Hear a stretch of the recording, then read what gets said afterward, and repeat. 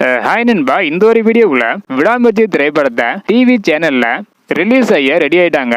So எந்த சேனலில் வெளியாக போகுது, எந்த தேதியில் வெளியாக போகுது அப்படின்றதான் இந்த வீடியோ டீட்டெயில் வந்து பார்க்க போகிறோம். அதுக்கு முன்னாடி விடாமுயற்சி திரைப்படத்திற்கு 5க்கு நீங்க அளவு ரேட்டிங் கொடுப்பீங்க அப்படின்றத மறக்காம கமெண்ட் பண்ணுங்க.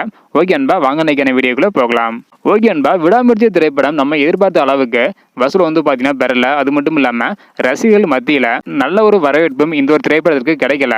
220 கோடி பட்ஜெட்டில் எடுக்கப்பட்டுள்ள இந்த திரைப்படம் வந்து பார்த்தீங்கன்னா இன்னும் 150 கோடி கூட வசூல் வந்து பண்ணல.